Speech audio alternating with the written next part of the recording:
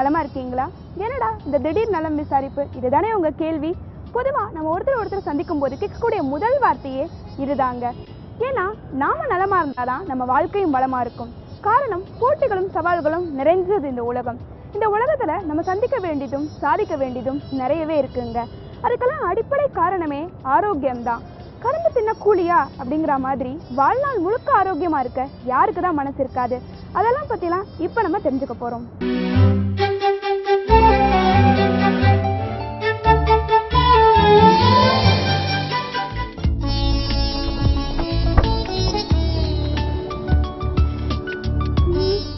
சரியான விலாசத்துக்கு வருவோமா? சரியான தெருக்கு வந்தாச்சு. 39A. அப்போ கண்டிப்பா அது அடுத்த வீடா தான் இருக்கணும்னு நினைக்கிறேன். பார்க்கலாம். ஆமா, இதுதான் 39B. சரியான விலாசத்துக்கு வந்து சேர்ந்தாச்சுன்னு நினைக்கிறேன்.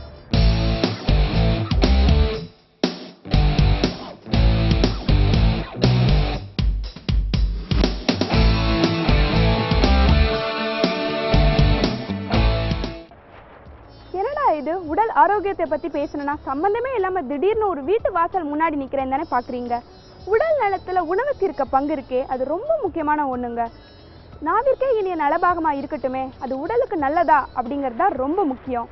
அதை பத்தி தெரிஞ்சுக்கதான் இப்ப நம்ம இங்க வந்திருக்கோம்.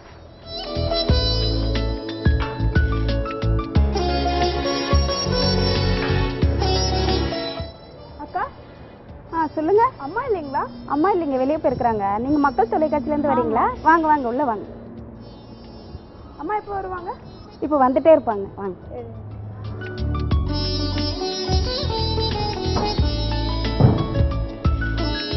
வாங்க உட்காருங்க. அம்மா வந்துடுவாங்க. என்னடா இந்த நிகழ்ச்சியின் ஆரம்பத்திலேருந்து இப்ப வரைக்கும் இந்த நிகழ்ச்சி என்னன்னே சொல்லாம பேசிட்டே போறேன்னு பாக்குறீங்க. இந்த நிகழ்ச்சியின் பெயர் வேற ஒண்ணும் இல்லைங்க, இதுதான் நலமாய் வாழ. இதுல வந்துட்டு ஆரோக்கியத்தை பத்தி பேசுறது மட்டும் இல்லாம நாங்க சமைச்சே காமிக்க போறோம். இந்த நிகழ்ச்சியில் சமைச்சு காமிக்க போறது ஒரு இல்லத்தரசியோ சமையல் கலை நிபுணரோ கிடையாதுங்க. இவங்க ஒரு ஆலோபதி மருத்துவர். இதோ மருத்துவரே வந்தாச்சுன்னு நினைக்கிறேன். வாங்க பேசலாம். ஹாய், வணக்கம். வெல்கம் மக்கள் டிவி. வணக்கம் வணக்கம். சரிம்மா, உங்க வீடு ரொம்பவே அழகா இருக்கு. Thank you so much. வரீங்களா? நடந்துக்கிட்டே அப்படியே போய் பேசலாம். ஓ வாங்க. இப்ப இருக்கிற உலகம் ரொம்பவே பரபரப்பா ஆகி போயிடுச்சு இல்ல? ஆமா.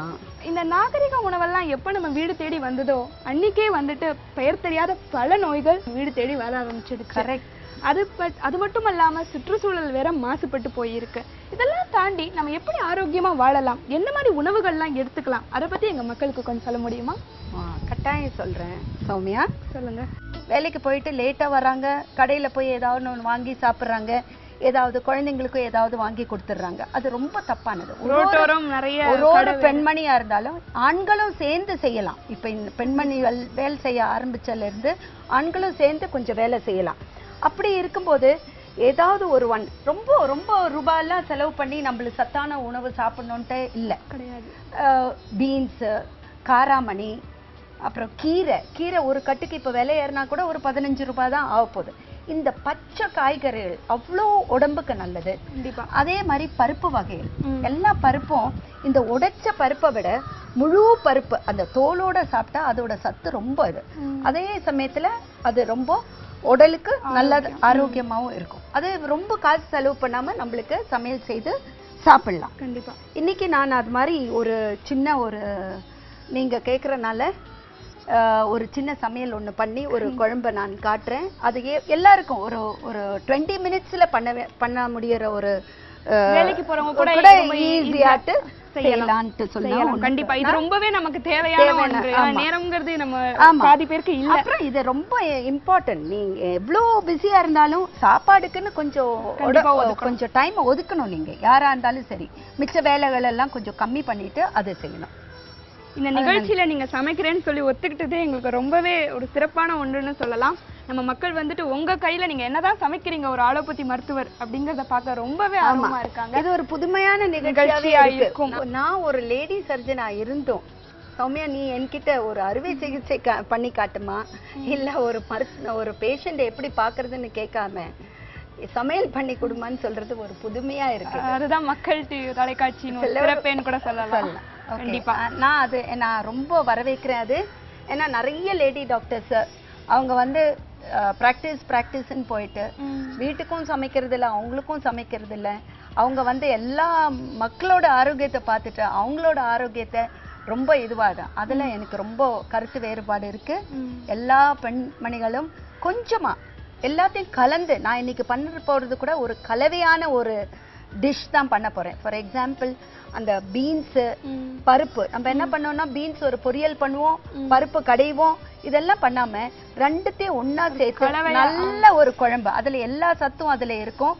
எல்லா வகையான சாதத்துக்கும் யூஸ் பண்ணிக்கலாம், இட்லி தோசைக்கு தொட்டுக்கலாம். அது மாதிரி ஒரு வகையான இது நான் செய்து காட்டுறேன். இது ஒரு ரியலி ஒரு new thing for me, because I never expected யாரையும் ஒரு டாக்டர் கிட்ட வந்து சமையல் பண்ணி காட்டுங்கன்னு சொல்லி. ஏன்னா உங்களால தான் ஒரு ஆரோக்கியமான ஒரு முழு ஆரோக்கியமான ஒரு சமையலை கொடுக்க முடியும்னு நாங்க நம்புறோம். நாங்க போகலாம்.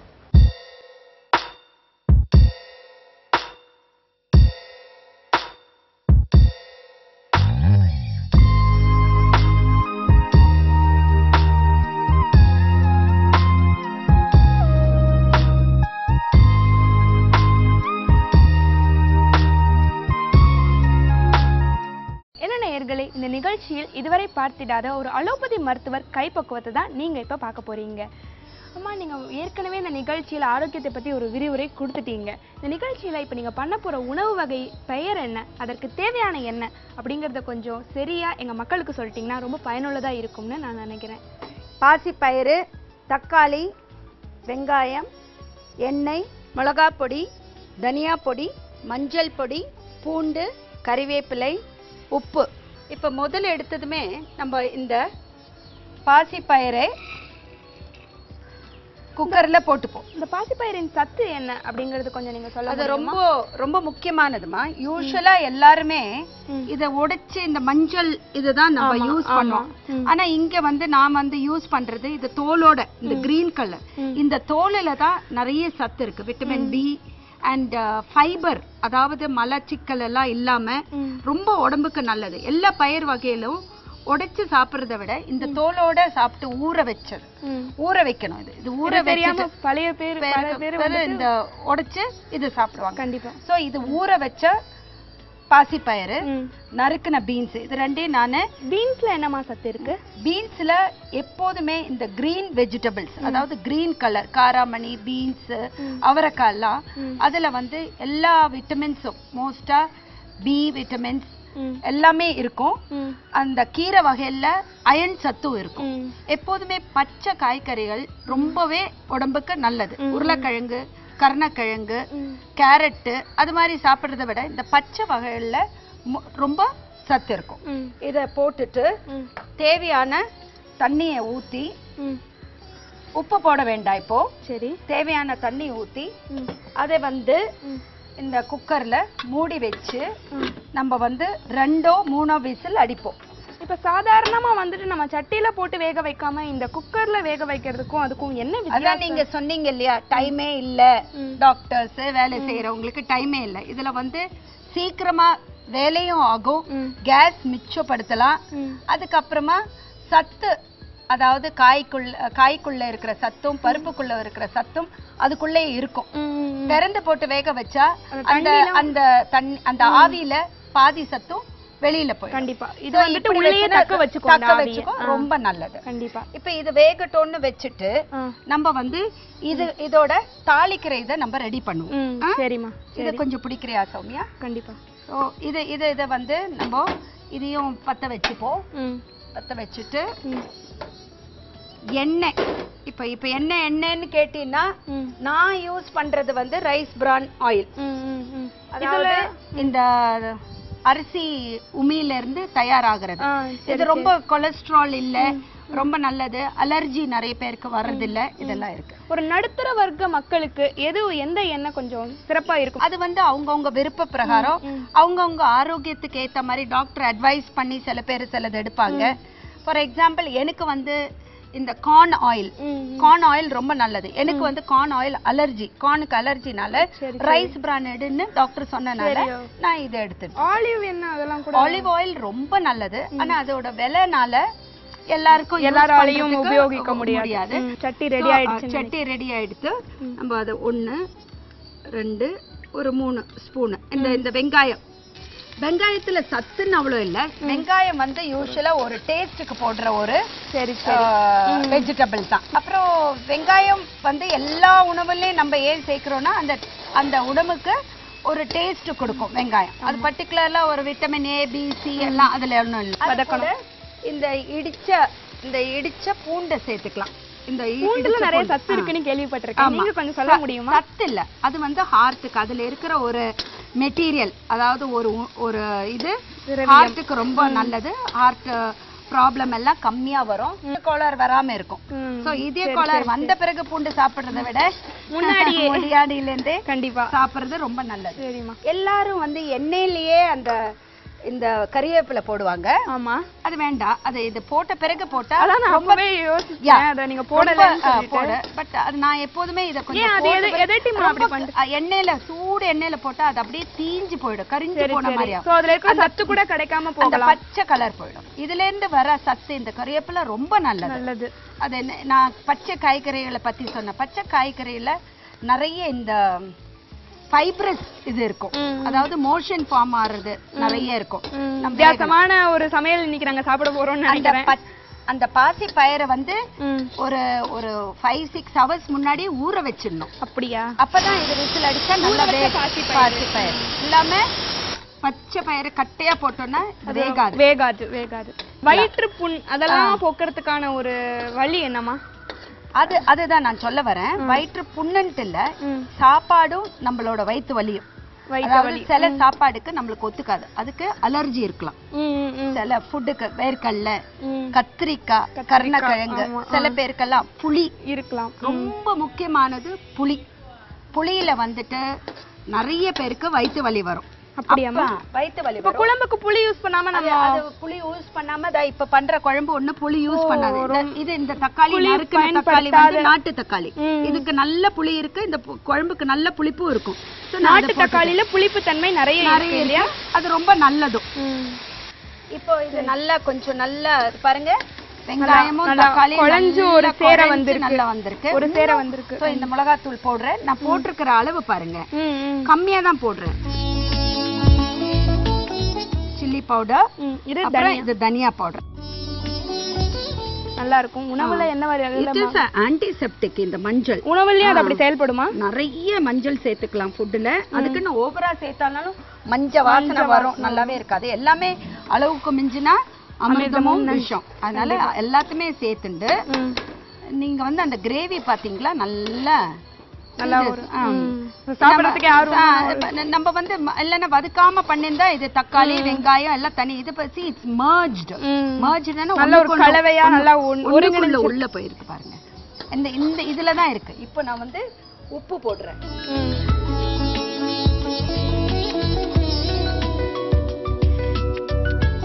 ஆல்வேஸ் சால்ட் வாங்கும்போது அயோடைஸ்டு சால்ட், கல்லுப்பா இருந்தாலும் சரி தூளுப்பா இருந்தாலும்.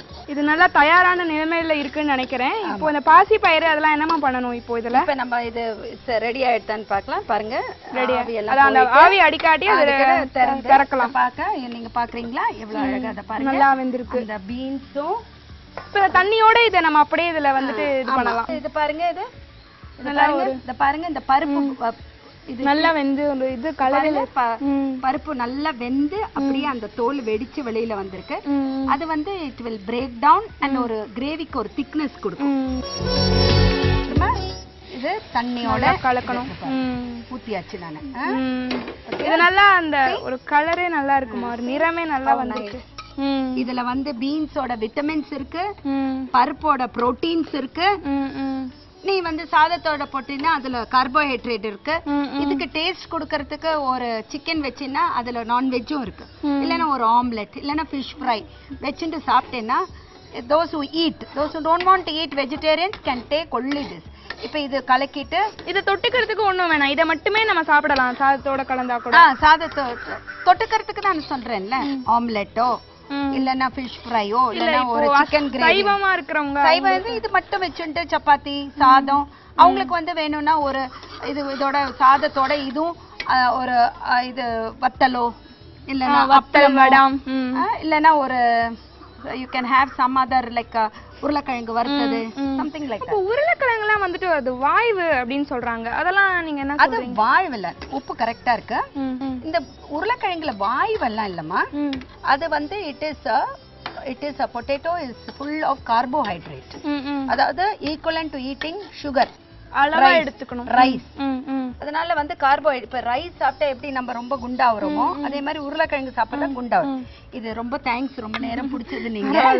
Thank you so much. அப்ப இது வைக்கலாம். இப்ப தென்னாட்டுல வந்து நிறைய பேர் உருளைக்கிழங்கு நான் இன்னும் கொஞ்சம் ஸ்லோ பண்ணிட்டு அத சிம்மர் விட்டா அது நல்லா கொதிக்கணும். அந்த கிரேவி வந்து அந்த பருப்பு அந்த பீன்ஸோட ஊறி நல்லா சூப்பரா இருக்கும். ரொம்ப நல்லா இருக்கும்.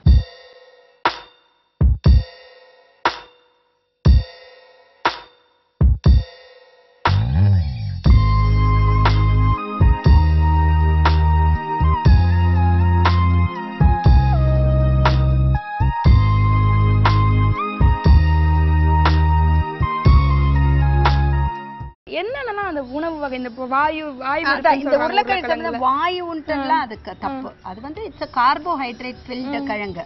எனிதிங் வந்து பூமிக்கு அடியில வளர்றதெல்லாம் கேரட், பீட்ரூட், அப்புறம் உருளைக்கிழங்கு எல்லாம் கார்போஹைட்ரேட். அப்ப டயபெட்டிக் கண்ணுக்கு நல்லது. பட் ரொம்ப வந்து டயபெட்டிக் சாப்பிட முடியாது. அது கார்போஹைட்ரேட். விட்டமின் ஏ நிறைய இருக்கு கேரட்ல. அதனால அது ரொம்ப கண்ணுக்கு நல்லது. பொதுவா வந்து இதெல்லாம் கொஞ்சமா சாப்பிடணும். ரொம்ப ஓவரா இதெல்லாம் சாப்பிடக்கூடாது. எந்த உணவுமே நம்ம திருப்பி நான் சொல்றேன், அளவுக்கு மிஞ்சினா அமிர்தம் விஷம்னா கேரட் விஷமாகாதா?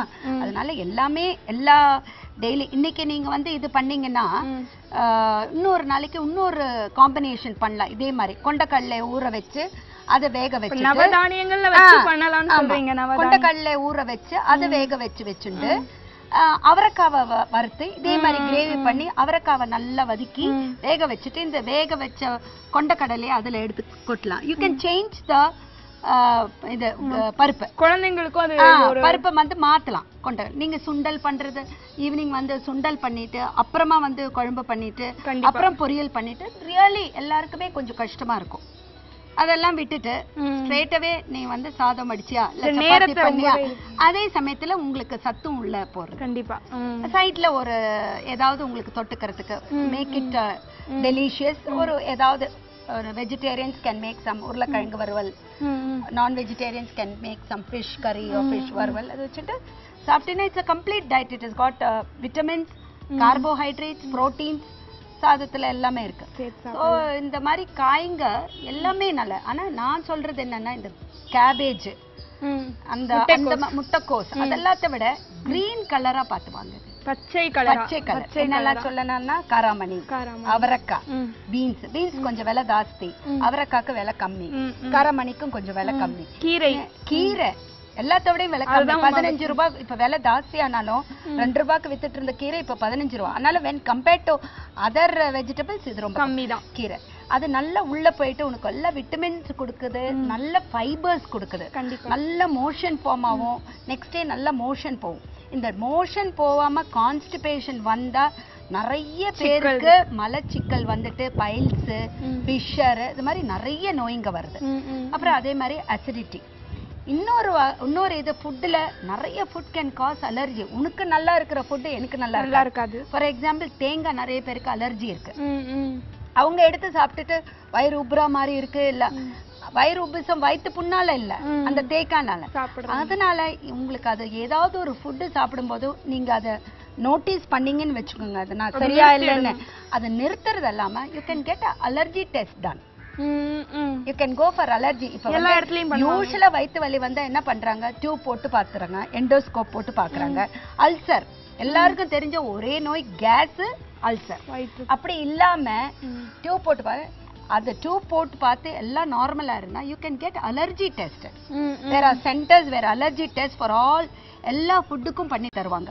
மெயினா கத்திரிக்காய், கருவாடு, இது மாதிரி கருணக்கிழங்கு இதுக்கெல்லாம் அலர்ஜி இருக்கும். முட்டை சில பேர் நிறைய பேருக்கு முட்டை அலர்ஜி இருக்கு, ஃபிஷ் அலர்ஜி இருக்கு, பிரான்ஸ் அலர்ஜி இருக்கு, பருப்பு பாசி பருப்புக்கு அலர்ஜி வந்தவங்க இருக்காங்க. ஸோ நீங்க வந்து டாக்டர் அலர்ஜி டாக்டரையும் பார்த்தா உங்களுக்கு நல்லா இருக்கும்.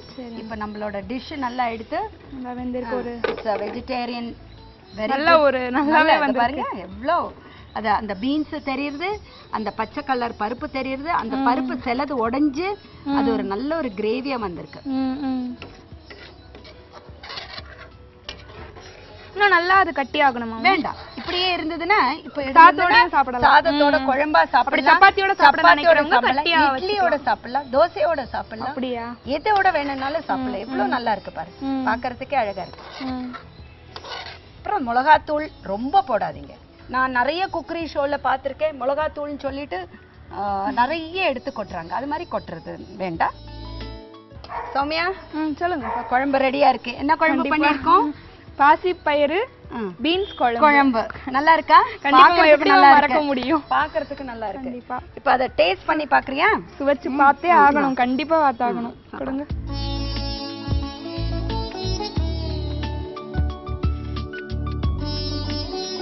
எப்படி இருக்கு? நல்ல சூடு இருக்கு, ரொம்ப அருமையா வந்திருக்கு. இந்த பீன்ஸ் சாப்பிடு. வெந்திருக்கு, நல்லா ஒரு சேர வெந்திருக்கு, மிக அருமையா இருக்கு. எல்லாம் வெந்திருக்கு. ஒரு வடக்கத்திய ஒரு இதுல வந்துட்டு டேஸ்ட் இருக்குன்னு சொல்றியா? ஒரு சுவை வந்திருக்கு. இது வடக்கத்திய டேஸ்ட் இல்ல, நம்ம ஊர் இதுதான்.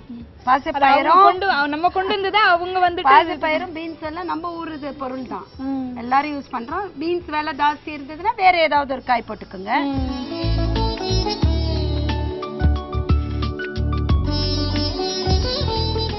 பாசிப்பயிறு பீன்ஸ் குழம்பு செய்முறை மீண்டும் ஒரு முறை சொல்ல போகிறேன். ஊற வச்ச பாசிப்பயிறு பீன்ஸ் நறுக்கினது குக்கரில் போட்டு அளவான தண்ணியை ஊற்றி அதை வந்து மூடி 3 விசில் அடித்து வச்சுக்கவும். பக்கத்து ஸ்டவ்வில் கடாயை வச்சு எண்ணெய் ஊற்றி அதை கடுகு போட்டு, கடுகு வெடித்த பிறகு வெங்காயத்தை கொட்டி நல்லா செவக்க வதக்கவும். அதுக்கப்புறம் தக்காளியை போட்டு அதையும் வதக்கவும். ரெண்டும் சேர்ந்து நல்லா வதங்கின பிறகு மிளகாத்தூள், தனியாத்தூள், மஞ்சத்தூள் போடவும். அடி பிடிக்கிறத மாதிரி இருந்ததுன்னா கொஞ்சம் தண்ணி ஊற்றி அதை நல்லா கலரி அந்த எல்லாம் வெங்காயம் தக்காளி எல்லா தூளும் நல்லா கிரேவி மாதிரி ஆன பிறகு இந்த வேக வச்ச பச்சை பயிரும் பீன்ஸையும் அதில் கொட்டி நல்லா சிம்மர் செய்து குழம்பு முடிச்சிடும். நலமாய் வாழ நிகழ்ச்சியில் கலந்துக்கிட்டு ஒரு அருமையான மிக ஆரோக்கியமான ஒரு உணவு வகையை செஞ்சு காமிச்சதுக்கு மிக்க நன்றிமா. இது ரொம்ப பயனுள்ளதா இருக்கும். மிக்க நன்றி. Thank you thank you. என்ன நேயர்களே, இந்த நலமாய் வாழ நிகழ்ச்சியில் பாசிப்பயிறு பீன்ஸ் குழம்பு செய்வதை எப்படி அப்படிங்கிறத நல்லா தெரிஞ்சிட்டு இருந்திருப்பீங்க. இந்த குழம்புல இருக்கிற ஆரோக்கியம் என்ன அப்படிங்கிறதையும் குறிப்பெடுத்து வச்சுட்டு இருந்திருப்பீங்க.